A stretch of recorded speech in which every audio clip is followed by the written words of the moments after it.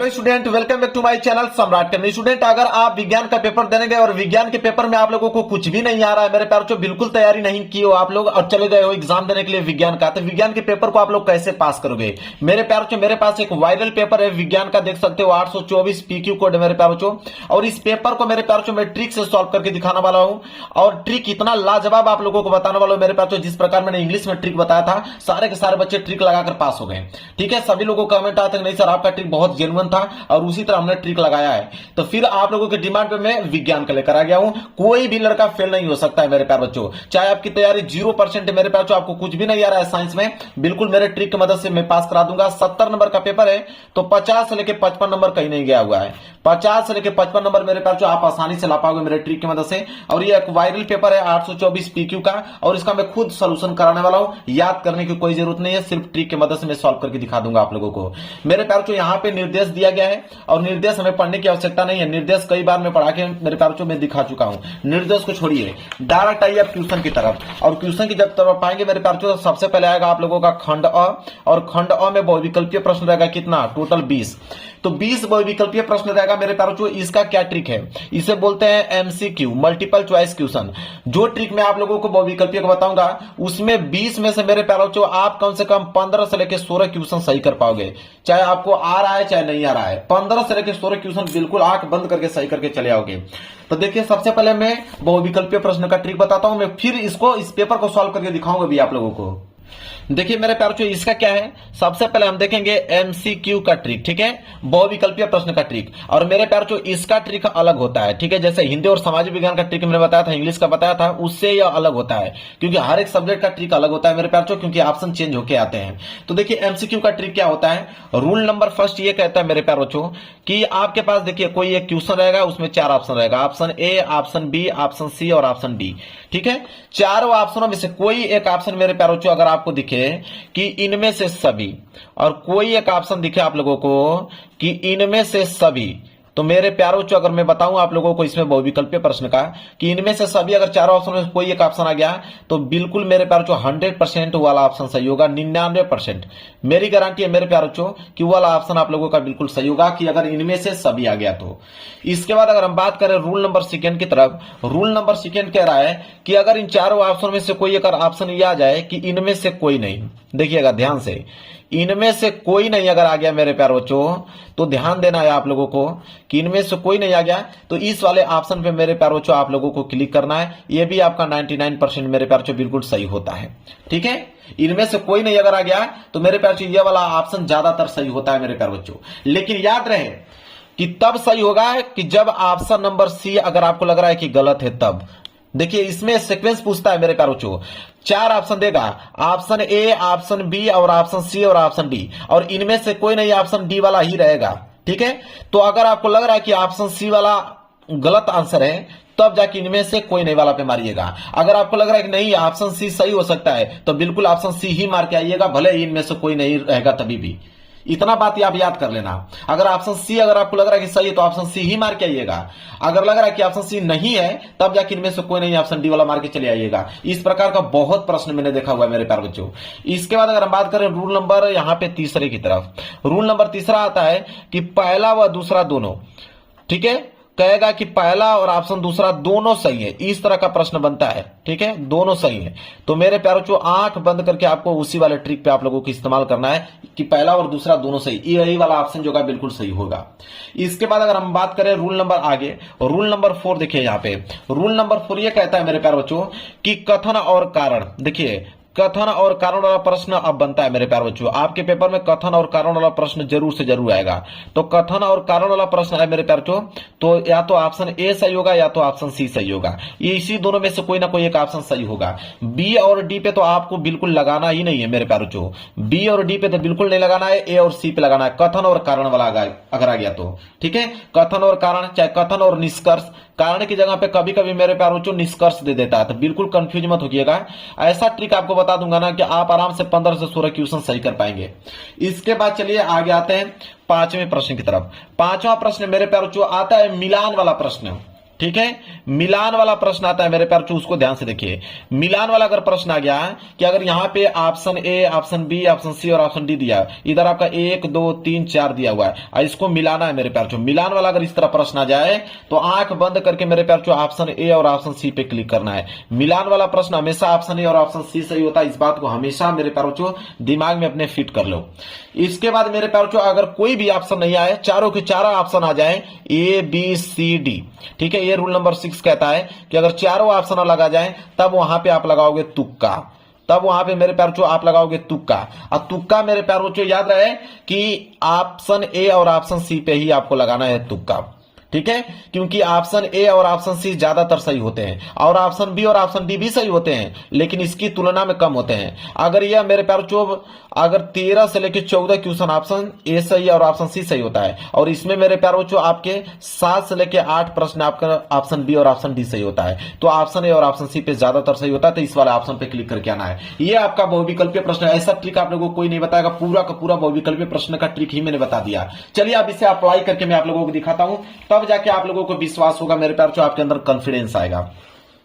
देखिए मेरे प्यार, यहाँ पे पहला प्रश्न बोला क्या इसने कि निम्न में दिए गए किस माध्यम में प्रकाश की चाल न्यूनतम होती है। तो प्रकाश की चाल न्यूनतम मतलब सबसे कम किस में होती है मेरे प्यार, तो हीरे में होती है, क्योंकि हीरे का अपवर्तनांक ज्यादा होता है। कितना होता है, तो 2.42 होता है। जिसका अपवर्तनांक ज्यादा होगा उसमें प्रकाश की चाल बहुत कम होती है मेरे प्यार। तो हीरे में प्रकाश की चाल सबसे कम होगी। देखिए इसका सी सही हो गया कि नहीं।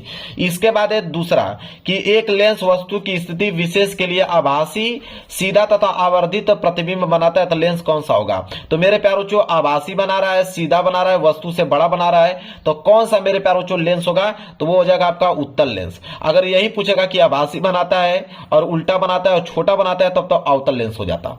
क्लियर है। चलिए तो यहाँ पे बी वाला जो है बिल्कुल सही। तो देखिए मैंने कहा ना कि कम से कम 7 से लेकर 8 क्वेश्चन आपके ऑप्शन बी और ऑप्शन डी सही होंगे, तो देखिए इसका बी सही हो गया। इसके बाद मेरे प्यार जो है कि R1 व R2 प्रतिरोध के 2 तार समांतर क्रम में जोड़े जाते हैं, तो इनका तुल्य प्रतिरोध क्या होगा। अगर 2 तारों को मेरे प्यार 2 प्रतिरोध है R1 और R2, इन दोनों प्रतिरोधों को अगर समांतर क्रम में जोड़ा गया है और इसका तुल्य प्रतिरोध पूछा मेरे प्यार, तो इसका हो जाएगा सी वाला ऑप्शन, ठीक है, कि R1 इंटू R2 बटे R1 प्लस R2। देखिए इसका सी सही हो गया। आगे बढ़ते हैं चौथा कि किसी शब्दकोश में पाए गए छोटे अक्षरों को पढ़ते समय आप निम्न में से कौन सा लेंस पसंद करेंगे। तो मेरे प्यार कौन सा लेंस पसंद करें हम लोग, तो यहां पे देखिए छोटे अक्षरों को पढ़ने के लिए, तो छोटे अक्षरों को हम लोग पढ़ेंगे मतलब उसका प्रतिबिंब बड़ा बनना चाहिए, तो उत्तल लेंस में ही प्रतिबिंब बड़ा बनता है। इतना तो हमको कंफर्म हो गया कि उत्तल लेंस ही होगा, ठीक है, अवतल लेंस तो नहीं होगा, ठीक है। इसके बाद और आपसे मैं दिखाता हूं, यहां पे भी अवतल लेंस नहीं होगा, उत्तल लेंस हो जाएगा, ठीक है। अब इन्हीं दोनों में से एक ऑप्शन सही है, या तो ऑप्शन ए सही है या तो ऑप्शन सी सही है मेरे प्यार बच्चों। तो मेरे प्यारों इसका ऑप्शन सी सही होगा, क्योंकि जितना फोकस दूरी कम होगा, उसमें 50 था तो f का मान 50 और इसमें f का मान 5 है, तो जितना फोकस दूरी कम होगा प्रतिबिंब उतना ही ज्यादा बड़ा बनेगा, इसलिए सी वाला इसका जो है बिल्कुल सही हो गया। इसके बाद पांचवा देखिए, देख रहे ना ए और सी ज्यादातर सही हो रहा है। मैं फिर बाद में आपको निष्कर्ष इसका निकाल के दिखाऊंगा। बोला है कि चित्र में दर्शाए गए इलेक्ट्रॉन पर चुंबकीय क्षेत्र में क्षेत्र के धारा के लंबवत प्रवेश करने पर आरोपित बल की दिशा होगी। देखिए ये आपका चुंबकीय क्षेत्र को डिनोट कर रहा है, ये नीचे आपका इलेक्ट्रॉन की ओर। अब पूछा है यहाँ पे कि आरोपित बल की दिशा क्या होगी, तो आरोपित बल की दिशा जो होगी मेरे प्यार होगा कागज के तल के लंबवत नीचे की ओर। किसके नीचे की ओर मेरे प्यार मतलब अंदर की तरफ होगा। क्लियर है। चलिए इसका सी सही हो गया। बोला कि श्वेत प्रकाश को प्रिज्म से गुजारने पर सबसे अधिक विचलन कोण वाला रंग होगा। तो सबसे अधिक विचलन किस रंग का होता है मेरे प्यार बच्चों, तो सबसे अधिक विचलन बैगनी रंग का होता है। बैगनी रंग दिया है नहीं, तब कौन सा ट्रिक लगाएंगे अब समझिए। देखिए आप एक ट्रिक याद कर लीजिए विपगोर का, ठीक है, VIBGYOR, ये हो गया विपगोर, इससे याद कर सकते हैं। वी मतलब वैलेट, मतलब यहां पे हो जाएगा मेरे प्यार बैगनी, ठीक है। बैगनी के बाद इंडिगो, इंडिगो का मतलब क्या होता है मेरे पास जामुनी, ठीक है, जामुनी। क्लियर है। इसके बाद मेरे पास आ गया ब्लू, ब्लू मतलब क्या होता है मेरे पास नीला। ग्रीन मतलब क्या होता है मेरे पास हरा। येलो मतलब क्या होता है मेरे पास पीला, होता है ना। अब देखिए बोला है कि सबसे अधिक विचलन किस रंग का होता है, तो बैगनी रंग का। बैगनी रंग दिया है नहीं, इसको हटाएंगे। फिर जामुनी रंग, जामुनी रंग दिया है नहीं, दिया है, इसको हटाएंगे मेरे पास। नीला रंग दिया है, बिल्कुल नीला रंग दिखाई दे रहा है आपको, बिल्कुल डी वाला बिल्कुल राइट आंसर हो जाएगा। मतलब नीचे से कोई नहीं दिया है तो देखेंगे कौन दिया है इसमें, ठीक है। इस तरह स्टेप बाय स्टेप बढ़ेंगे हम लोग। ठीक है। लेकिन इतना याद रखिएगा कि सबसे अधिक विचलन बैगनी रंग का ही होता है, इतना दिमाग में फिट रखिएगा, भले ही ऑप्शन में नहीं दिया वो अलग बात है। इसके बाद है यहाँ पे कि आसमान का रंग नीला दिखता है, कि इसके कारण आकाश का रंग नीला दिखता है मेरे पास जो प्रकाश के प्रकीर्णन के कारण। देखिए इसका सी सही हो गया, इसका मेरे पास जो सी सही हो गया। अब आ गया उपखंड ख, मतलब मेरे पास जो यहाँ से केमिस्ट्री वाला प्रश्न है, बोला है कि एक तत्व ए का परमाणु क्रमांक 8 है, तो ए का परमाणु क्रमांक 8 है। बोला है कि ए पे -2 में कुल कितने इलेक्ट्रॉन होंगे, मतलब ए त्याग देता है, ए त्याग देता है मतलब इसमें आपका जुट जाएगा, तो 8 और 2 कितना हो गया 10। ठीक है, त्यागने के बाद वो धनात्मक बना लेता है, मतलब 8 और 2 10 हो जाएगा, मतलब इसका ए सही हो गया। देखिए अब कथन और कारण वाला आ गया ना मेरे प्यार, मैंने कहा था कि आएगा जरूर। तो देखिए कथन पहला बोला है कि इलेक्ट्रॉन के स्थानांतरण द्वारा बना बंध आयनिक बंध कहलाता है। ठीक है, फिर बोला है कथन दूसरा कि आयनिक बंध की उपस्थिति के कारण आयनिक यौगिकों का गलनांक व क्वथनांक कुछ होता है। देखिए इलेक्ट्रॉन के स्थानांतरण द्वारा बना बंध को आयनिक बंध कहते हैं, बिल्कुल यह सही जवाब है। और आयनिक बंध की उपस्थिति के कारण आयनिक यौगिकों का गलनांक व क्वथनांक कुछ होता है, यह भी बिल्कुल सही है, मतलब पहला और दूसरा दोनों सही है मेरे प्यारे बच्चों। तो यहाँ पे देखिए पहला ठीक है, दूसरा दोनों सही है, कौन सा है सी वाला। देखिए कथन पहला और कथन दूसरा दोनों सत्य है। अब मैंने ट्रिक में बताया था आप लोगों को, देखिए यहाँ ट्रिक मैंने लिखा है कि अगर दे देगा कि पहला और दूसरा दोनों सही है मेरे प्यारे बच्चों, तो यही वाला ऑप्शन सही होता है। क्लियर है कि नहीं, समझ में आ रहा है, बिल्कुल ट्रिक काम कर रही है, बिल्कुल काम करेगी। इसके बाद है 10वां कि प्लास्टिक थैलियों में आलू के चिप्स को सड़ने से बचाने के लिए निम्न में से कौन सी गैस का प्रयोग करते हैं हम लोग, तो मेरे प्यारे बच्चों नाइट्रोजन गैस का प्रयोग करते हैं, ए वाला जो है इसका कंफर्म राइट आंसर हो जाएगा। इसके बाद देखिए 11वां कि मेथिल ऑरेंज विलियन का रंग अम्लीय माध्यम में होगा, कैसा होगा मेरे प्यारे बच्चों, तो मेथिल ऑरेंज विलियन का रंग अम्लीय माध्यम में गुलाबी हो जाता है। देखिए इसका ए सही हो गया। इसके बाद 12वां कि निस्तापन प्रक्रिया है, तो निस्तापन प्रक्रिया में क्या होता है मेरे प्यारे बच्चों, इसमें होता है कि कार्बोनेट अयस्कों को वायु की अनुपस्थिति में हम लोग क्या करते हैं, यहाँ पे गर्म करते हैं।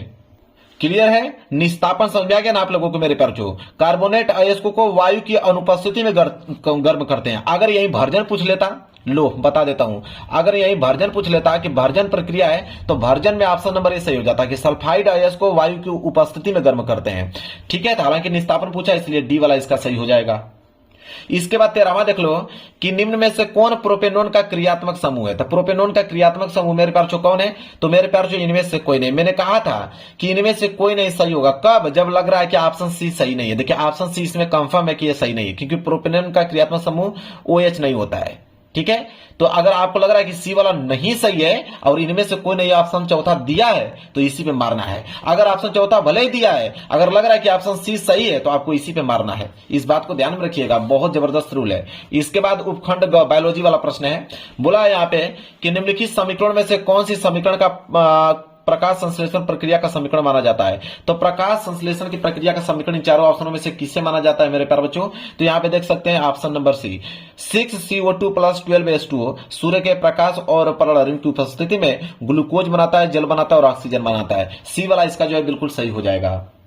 देखिए मेरे प्यारे बच्चों मिलान वाला आ गया, बोला है कि सूची पहला को सूची दूसरा से मिलान कीजिए, और मैंने ट्रिक बताया था मिलान वाला मेरे प्यारे बच्चों। देखिए मैंने यहाँ पे बताया था ना कि मिलान वाला अगर आ जाए तो ऑप्शन ए और ऑप्शन सी पे ही क्लिक करना है आप लोगों को। चलिए देखते हैं मिलान में। बोला है सूची पहला है सूची दूसरा है, आपको मिलाना है इसमें। ठीक है, अगर देखिए एमाइलेज, तो एमाइलेज क्या करता है मेरे प्यारे बच्चों, स्टार्च, सबको मालूम है स्टार्च का पाचन करता है। इसके बाद आ गया आपका पीत लवण। ठीक है, अब पीत लवण क्या करता है मेरे प्यारे बच्चों, पीत लवण जो है लिपिड्स हो जाएगा इसका। ठीक है, रेनिन की अगर हम बात करें, रेनिन का हो जाएगा आपका दुग्ध प्रोटीन, क्योंकि रेनिन एक दुग्ध प्रोटीन है। पेप्सिन की अगर हम बात करें तो ये आपका क्या है, प्रोटीन है। तो क्या मिला, पहले का तीसरा और दूसरे का चौथा, तो पहले का यहाँ पे तीसरा, दूसरे का चौथा और तीसरे का दूसरा और डी का पहला। बिल्कुल ऑप्शन ए जो है बिल्कुल राइट आंसर हो जाएगा। मैंने कहा ना कि ऑप्शन ए ऑप्शन सी ही सही होता है, इन दोनों में से कोई एक। क्लियर है। इसके बाद 16वां है कि अंतः श्वसन के दौरान वायु प्रवाह का सही मार्ग कौन सा है, तो वायु प्रवाह का सही मार्ग मेरे प्यारे यह है कि पहले नसा द्वार में, फिर ग्रासनी में जाता है, फिर कंठ में जाता है, फिर श्वास नली में जाता है, फिर कुपिकाएं बनाता है। तो डी वाला जो इसका राइट आंसर हो जाएगा। 17वां का देखिए, निम्नलिखित आकृति के अंतःस्रावी ग्रंथियों के नामांकित कीजिए। ठीक है, अंतःस्रावी ग्रंथियों के नाम लिखना है मेरे प्यारे बच्चों। देखिए ध्यान से आप लोग समझिएगा, यहां पे क्या हो जाएगा कि यहां पे बोला देखिए ए, यह ए वाला जो है मेरे प्यारे बच्चों, इसे हम बोलते हैं थाइमस ग्रंथि। क्या बोलते हैं? थाइमस ग्रंथि। नोट करते जाइएगा, इसे हम लोग थाइमस ग्रंथि बोलते हैं। बी जो है मेरे प्यारे बच्चों, इसे बोलते हैं पीनियल ग्रंथि। और ये जो सी वाला देख रहे हो, इसे बोलते हैं पिट्यूटरी ग्रंथि। ये जो आप डी देख रहे हो मेरे प्यारे बच्चों, इसे बोलते हैं पीनियल ग्रंथि। क्लियर है? चलिए, तो इस तरह क्या हो जाएगा, देखिए ए वाला क्या था? थाइमस ग्रंथि, बी वाला क्या था? पीनियल ग्रंथि, सी वाला पिट्यूटरी ग्रंथि, फिर डी आ गया यहाँ पे पीनियल ग्रंथि। मतलब ए वाला ऑप्शन जो होगा बिल्कुल करेक्ट आंसर हो जाएगा।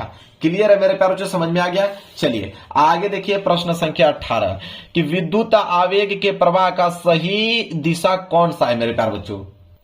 चलिए, तो बोला है कि विद्युत आवेग के प्रवाह की सही दिशा, तो मेरे प्यारे बच्चों ए वाला ऑप्शन जो होगा बिल्कुल सही हो जाएगा। आप देख रहे हो, इसे जो बोलते हैं मेरे प्यारे बच्चों, इसे क्या बोलते हैं? इसे बोलते हैं तंत्रिकाक्ष। क्या बोलते हैं? तंत्रिकाक्ष बोलते हैं मेरे प्यारे बच्चों। अब क्या है मेरे प्यारे बच्चों, तंत्रिकाक्ष जो होता है मेरे प्यारे बच्चों, सूचना पहुंचाने का काम करता है। अब ये इसमें सूचना पहुंचाएगा। सूचना पहुंचाने का मतलब क्या है? इसको ध्रुमिका बोलते हैं। क्या बोलते हैं? ध्रुमिका बोलते हैं। और इनके बीच जो खाली स्थान होता है मेरे प्यारे बच्चों, इनको बोलते हैं सिनेप्स। क्या बोलते हैं? सिनेप्स बोलते हैं, याद रख लीजिएगा। और ये आपका जो बीच में आप देख रहे हो, इसे बोलते हैं केंद्रक। क्या बोलते हैं? ये केंद्रक है मेरे प्यारे बच्चों। और ये जो दिख रहा है आपको इस तरह, इसे बोलते हैं कोशिकीय। तो बोला है कि विद्युत आवेग के प्रवाह की सही दिशा, तो ए वाला जो होगा बिल्कुल राइट आंसर हो जाएगा। तो देखिए इसका भी ए सही हो गया। इसके बाद 19वां प्रश्न क्या है, देखिए 19वां प्रश्न में मेरे प्यारे बच्चों यहाँ पे बोला है कि निम्नलिखित चित्र में भाग ए, बी तथा सी किस क्रम में होते हैं। तो इसका राइट आंसर हो जाएगा मेरे प्यारे बच्चों, जो देख रहे हो ए को हम लोग क्या बोलते हैं? ये वाला पोर्शन है, ए को हम लोग बोलते हैं मेरे प्यारे बच्चों प्रांकुर। क्या बोलते हैं? ए को हम लोग बोलते हैं प्रांकुर। प्रांकुर का मतलब समझते हो आप लोग? तना प्ररोह, जिसे बोलते हैं ताना प्ररोह बोलते हैं। ठीक है, तना प्ररोह। ये जो बी आप देख रहे हो, बी को बोलते हैं मेरे प्यारे बच्चों बीज पत्र। ठीक है, ये हो गया आपका बीज पत्र, जिसे हम लोग बोलते हैं मेरे प्यारे बच्चों खाद्य पात्र। क्या बोलते हैं? खाद्य पत्र बोलते हैं। इसके बाद जो सी वाला देख रहे हो, सी वाला को बोलते हैं मूलांकुर। क्या बोलते हैं? मूलांकुर बोलते हैं मेरे प्यारे बच्चों। और इसका अगर हम बात करें तो इसे बोलते हैं हम लोग जड़ प्ररोह। ये हो गया जड़ प्ररोह हो गया। अब यहाँ पे देख लीजिए कौन सा ऑप्शन सही हो रहा है। ए है आपका प्रांकुर, प्रांकुर मतलब यहाँ पे, बी आपका बीज पत्र और सी वाला मूलांकुर, मतलब सी वाला ऑप्शन जो होगा बिल्कुल राइट आंसर हो जाएगा। क्लियर है? समझ में आ रहा है? देखिए ज्यादातर ए और सी हो रहे हैं सही। मिलान वाला मैंने बताया था ए और सी सही होता है कि निम्नलिखित सूचियों का मिलान आपको करना है। सूची पहला है, सूची दूसरा है। ठीक है, देखिए आप ध्यान से आप लोग समझिएगा। यहाँ पे बोला है कि अमोनिया एलर्जी। अब अमोनिया एलर्जी जो मेरे प्यारे बच्चों है वो क्या है, देखिए तो अमोनिया एलर्जी की अगर हम बात करें कि अमोनिया जो उत्सर्जी है, अमोनिया उत्सर्जी आपका मिलेगा मेरे प्यारे बच्चों किससे? जलीय अकशेरुकी से। मतलब ए का जो है पहला सही हो जाएगा। यूरिया उत्सर्जी की अगर हम बात करें तो यूरिया उत्सर्जी है वो आपका सरीसृप, तो बी का आपका चौथा हो गया। बचा आपका यूरिक अम्ल उत्सर्जी। तो यूरिक अम्ल उत्सर्जी जो मेरे प्यारे बच्चों ये एक उभयचर में भी होता है और पक्षी में भी।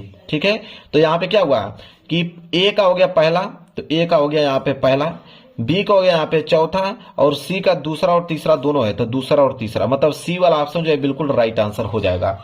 समझ में आ गया आप लोगों को मेरे प्यारे बच्चों? कोई डाउट नहीं होना चाहिए। तो देखिए ज्यादा से ज्यादा क्वेश्चन हम लोगों का ए और सी सही हो रहा था। जितना मेरा नियम यहाँ पे बताया था सारा का सारा नियम लागू हुआ है। तो इतना अगर ट्रिक आपको मालूम है तो यही ट्रिक आप लोगों को 20 विकल्पीय प्रश्न में तैयार करना है। मैंने अभी गिना है, तो गिना मेरे प्यारे बच्चों 14 क्वेश्चन आपका ए और सी सही हो रहा था। और इस नियम को इंक्लूड करने के बाद तो आपके 20 में अगर 14 से लेकर 15 क्वेश्चन भी सही हो जाते हैं मेरे प्यारे बच्चों, बहुत बड़ी बात है। बिना पढ़े 14 से 15 क्वेश्चन बहुत मायने रखता है।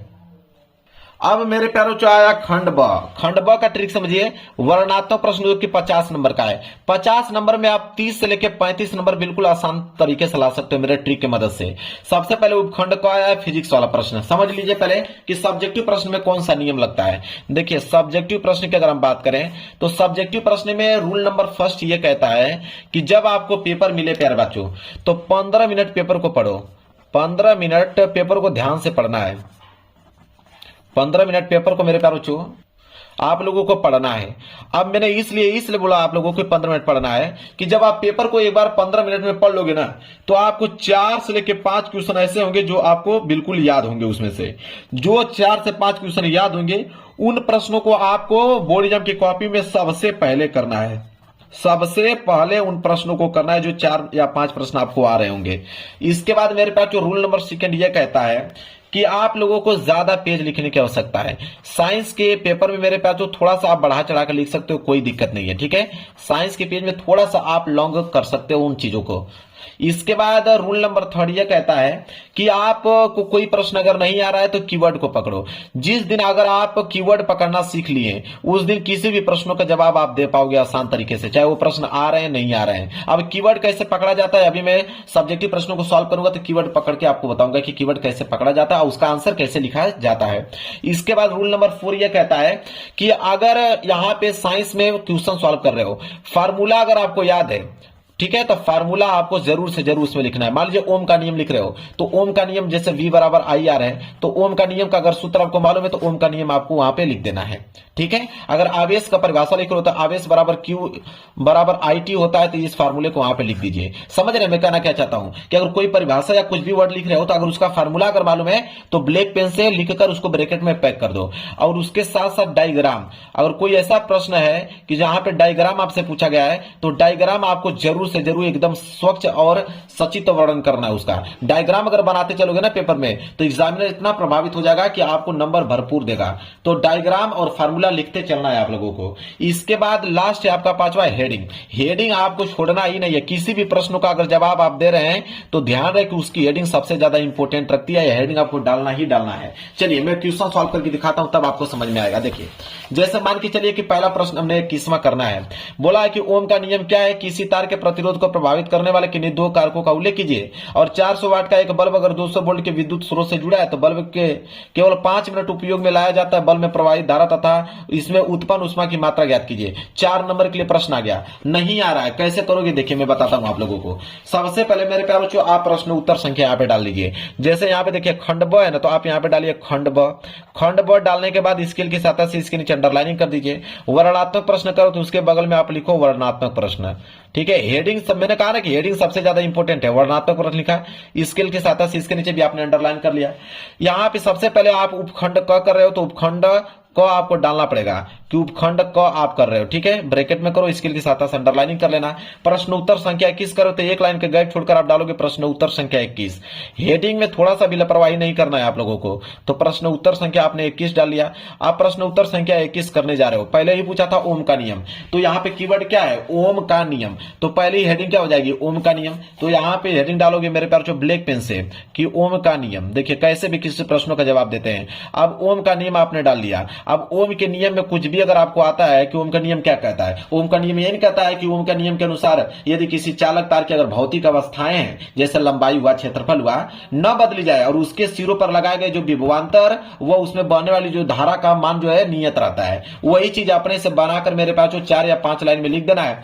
फार्मूले की अगर हम बात करें, फार्मूला आपको मालूम है ना, जैसे मान लीजिए कि आप ऐसे लिख दीजिएगा कि विभवांतर बटे क्या होता है, धारा, विभवांतर बटे धारा, दोनों मान बराबर होते हैं, मतलब नियतांक इसके बराबर होते हैं। ऐसे लिख दीजिएगा। लिखने के बाद इसको ब्रैकेट में पैक कर दो। फार्मूला भी जानते हो आप ओम का नियम का, ठीक है, कि V बटे I, ठीक है। मतलब यहाँ पे V जो विभवांतर है, धारा जो है I है, उसको हम लोग नियतांक, इसको आप इंग्लिश में थोड़ा सा भी कन्वर्ट कर लो, ठीक है, इस तरह। इसके बाद V बराबर I इंटू R होता है, इसको भी लिखकर आप ब्रैकेट में पैक कर दो मेरे प्यारे बच्चों। और साथ ही साथ नोट में आप, ठीक है, छोटा सा नोट बना लीजिएगा। जैसे इसका यहाँ पे लिख दीजिएगा कि नियतांक जो है, नियतांक को हम लोग बोलते हैं प्रतिरोध। नियतांक को हम लोग क्या बोलते हैं, प्रतिरोध बोलते हैं। और जिसका मात्रक, प्रतिरोध का मात्रक क्या होता है, ओम होता है। तो यहाँ पे ओम लिख दीजिएगा, ओम का यहाँ पे साइन बना लीजिएगा। बस यही काम ऐसे करना है। जो जो वर्ड छोटा छोटा वर्ड आ रहा है ना, उसको आप ब्लैक पेन से लिखते जाओगे ना तो एग्जामिनर इतना प्रभावित हो जाएगा, उसको लगेगा कि हाँ एग्जामिनर जो लड़का है मुझे समझाने का प्रयास कर रहा है, छोटी छोटी चीजों को भी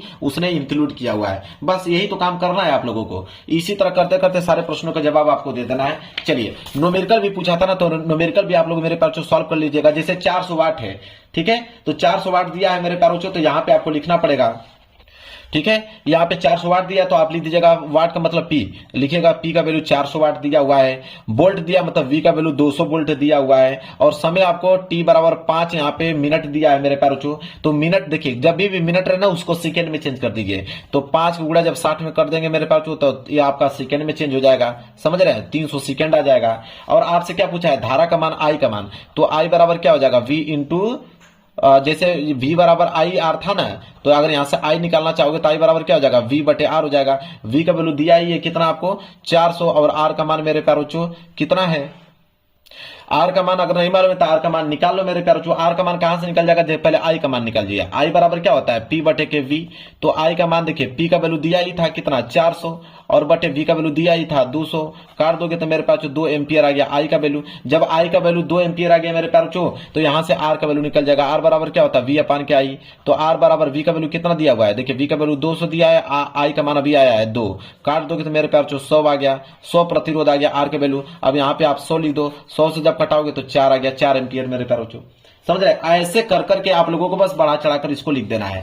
क्लियर है, चलिए आप देखिए कीवर्ड पकड़ना मैं आपको सिखाता हूं, इसके बाद आप समझिए। जैसे मान लीजिए प्रश्न है कि निकट दृष्टि दोष से पीड़ित एक व्यक्ति अधिक से अधिक 100 मीटर की दूरी तक ही देख सकता है। गणना कीजिए कि सही दृष्टि के लिए अर्थात अनंत दूरी तक देख सकने के लिए किस प्रकृति या किस फोकस दूरी लेंस का प्रयोग करना चाहिए, और किरण आरेख भी आप लोगों को बनाना है। मेरे प्यारों को ध्यान देना है आप लोगों को।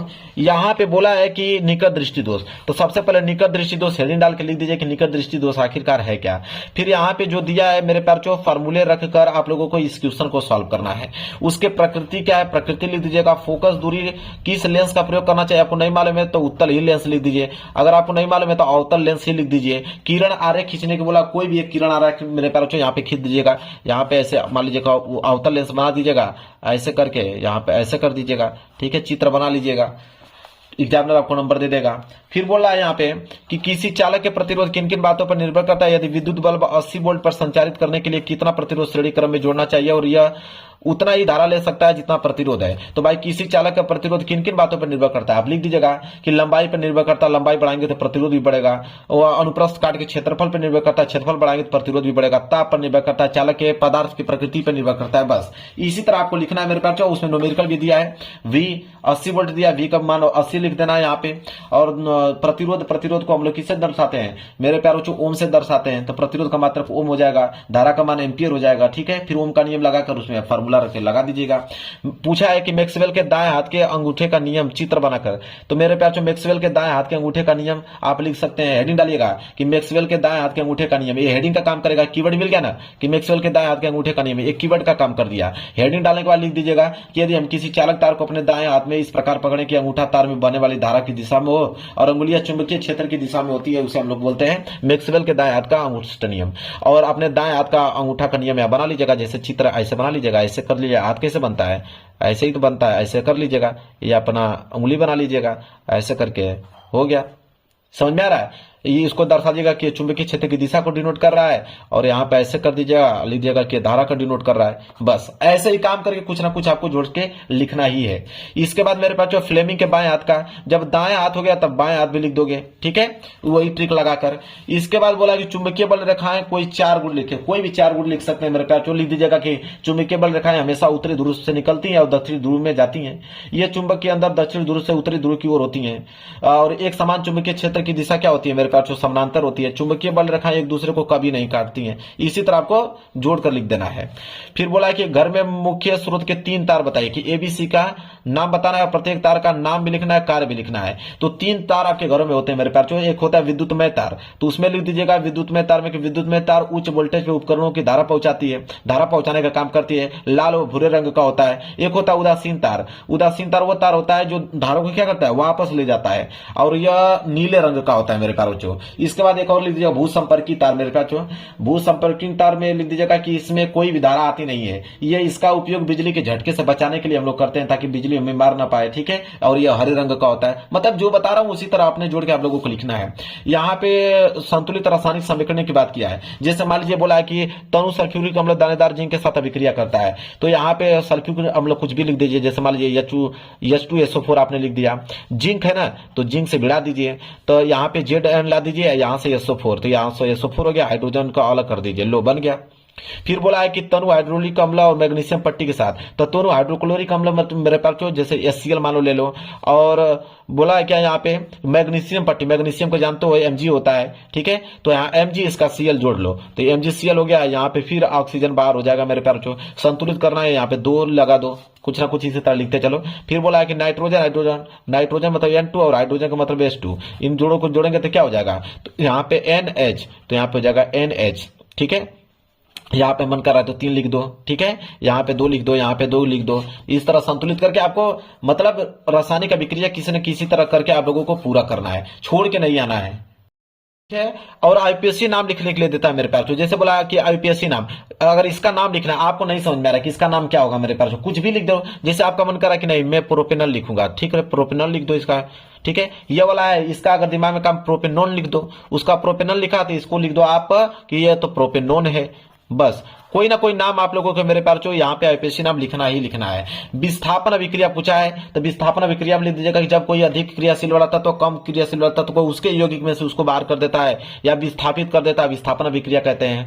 यहाँ पे एस्टिलीकरण अभिक्रिया की कार्बोक्सिलिक अम्ल और एल्कोहल के बीच होने वाली एक रासायनिक प्रक्रिया को हम लोग एस्टिलीकरण अभिक्रिया कहते हैं। कीटोन समूह के यौगिकों के नामकरण लिख दीजिएगा, ठीक है। ऐसे ही मेरे प्यार चो आप लोगों को कुछ ना कुछ वर्ड यहाँ पे जोड़ के लिखना है।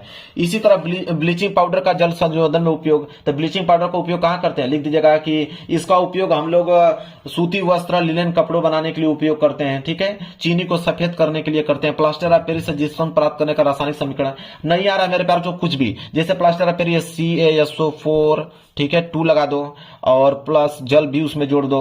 इसके बाद फिर एक जल से अभिक्रिया करा दो इसमें, फिर आपको CaSO4 इधर नजर आ जाएगा, इधर आपका 2H2 नजर आ जाएगा। लो भाई हो गया, प्लास्टर ऑफ पेरिस से जिप्सम प्राप्त करने का समीकरण आपने लिख दिया। संक्षारण क्या होता है, संक्षारण सबको मालूम कि वो अभिक्रिया जिसमें धातु क्या होता है कि कोई चीज ऑक्सीजन या नमी के कारण आने पर क्या होता है मेरे प्यार, वो धीरे धीरे नष्ट होने लगती है, वो संक्षारण कहलाता है। उसका उदाहरण में लिख दिया, लोहे पे जंग लगना, धातुओं की चमक को धीरे धीरे खत्म होना, ठीक है, धातुओं की ताकत कमजोर होना, ये सब संक्षारण का उदाहरण है। इसी तरह आपको देखिए सब मैं कीवर्ड बता रहा हूं आपको, इतना जल्दी जल्दी पढ़ के मैं कीवर्ड आपको बता रहा हूं, समझाने का प्रयास करूं कीवर्ड कैसे पकड़ोगे मेरे प्यार चो। देखिए जैसे जैव निम्नीकरण और गैर जैव निम्नीकरण पदार्थों के बीच अंतर बताना है, तो पहले हेडिंग क्या होगी, जैव निम्नीकरण। उसमें लिख सकते हैं कि वे अपशिष्ट पदार्थ जिनका जैविक कारकों के द्वारा अपघटन होता है, जैसे सब्जी, घरेलू कचरा, ये सब रुई पट्टी, ठीक है। गैर जैव निम्नीकरण में क्या लिखिएगा कि वे अपशिष्ट पदार्थ जिनका जैविक कारकों के द्वारा अपघटन नहीं होता है, तो वो क्या कहलाता है, गैर जैव निम्नीकरण कहलाता है। जैसे प्लास्टिक का बोतल, पॉलिथीन, कांच वगैरह, ठीक है, हो गया। इस तरह आपको कीवर्ड पकड़ते लिखना है मेरे प्यारो चो। मनुष्य में उपस्थित विभिन्न लार ग्रंथियों के नाम, अब लार ग्रंथियों के नाम नहीं मालूम है कुछ भी लिख दीजिए, अधो अनुग्रंथिया, कर्ल पूर्ण ग्रंथि, अधो जिह्वा ग्रंथिया, मतलब कुछ अब जो वर्ड आ रहे हैं आपके 3-4 यहाँ पे ग्रंथियों का नाम लिख दीजिए, काम हो जाएगा आप लोगों का। इसके बाद मेरे प्यार मानव के शरीर की सबसे बड़ी ग्रंथि का नाम बताइए, तो मानव की सबसे बड़ी ग्रंथि क्या है मेरे प्यार चो, यकृत, लीवर है, आपको भी मालूम है लीवर है मेरे प्यार चो। और उसका पूछा है कि कार्य क्या है, तब वो क्या करता है, पीत रस का श्रवण करता है, पीत रस का उत्सर्जन करता है। इसी तरह आपको जोड़ना है, यूरिया का संश्लेषण करता है, वसी और कार्बोहाइड्रेट उपाचक नियमों का पालन करता है, ठीक है। इसके बाद यहाँ पे कि मानव आहार नली में होने वाले पाचन क्रिया का वर्णन कीजिए या मानव लिंग निर्धारण प्रक्रिया का विस्तार में वर्णन कीजिए, दोनों में इसको एक ही करना है। तो आप मानव आहार में नली होने वाले पाचन क्रिया का, तो पाचन क्रिया कहां से स्टार्ट हो जाता है, मुख से ही स्टार्ट हो जाता है। तो पहले डालेंगे मुख से पाचन, उसमें लिखेगा कि मुख से पाचन कैसे होता है कि जब हम लोग कोई पोषक पदार्थ जब ग्रहण करते हैं मेरे प्यार बच्चों, तो वहां से पोषक पदार्थों में वो बदलने की क्रिया को हम लोग वहां पे पाचन कहते हैं। इसके बाद मेरे प्यार जो मानव में पाचन क्रिया कैसे होता है, तो वहां पे आप लिख दीजिएगा कि उसका बहुत सरल प्रक्रिया है मेरे प्यार बच्चों, और एक स्टेप बाय स्टेप करके हेडिंग डालते चले जाइएगा। मुख में पाचन कैसे होता है, तो जैसे खाना खाते वही चीज तो लिखना है कि मुख में जैसे दांत भोजन को छोटे छोटे कणों में तोड़ देता है और लार की मदद से मेरे प्यार बच्चों वह उसको मिलाता है, और एक भोजन क्या होता है कि लसलसा बना देता है, और यहाँ लार में उपस्थित एंजाइम कुछ होते हैं जैसे एमाइलाइज एंजाइम, टाइलिन एंजाइम, स्टार्च होता है, वो शर्करा में बदलकर उनका पाचन कर लेता है। फिर वहां से जाता है किस में, ग्रसिका में जाता है। तो ग्रसिका में लिखिएगा कि यह भोजन को आमाशय के भीतर धकेल के सहायता करता है, और ग्रसिका में कुछ ऐसे पेशियों को क्रमबद्ध फैलाना या सिकुड़ना क्रमांकुंचन कहलाता है, ठीक है। ऐसे ऐसे करके 4-5 हेडिंग। इसके बाद आमाशय में पाचन कैसे होता है, ठीक है, स्टेप बाय स्टेप। आमाशय के बाद कहां जाता है, ग्रहणी व क्षुदांत में पाचन कैसे होता है, बड़ी आंत में कैसे पाचन होता है, बस ऐसे ही करके आप लोगों को मेरे पास जो लिखना है। देखिए वीडियो काफी लंबी मैंने इसलिए बनाया ताकि आपको समझा पाऊं मेरे प्यार बच्चों कि आपको कौन सा ट्रिक लगाना है। तो मेरे प्यार बच्चों जाइए, इस ट्रिक की मदद से 50 या 55 नंबर तो आ ही जाएगा। इतना डिटेल में इतना बोलने का फायदा क्या है कि जब आपके दिमाग में नहीं गया होगा, सारी चीज आपके दिमाग में फिट हो गया कि आखिरकार मुझे पेपर को पास कैसे करना है। वीडियो पसंद आए तो लाइक कर देना, चैनल पर नहीं हो तो चैनल को जरूर सब्सक्राइब कर लेना। मिलेंगे एक प्यारे से नेक्स्ट वीडियो में, तब तक के लिए धन्यवाद।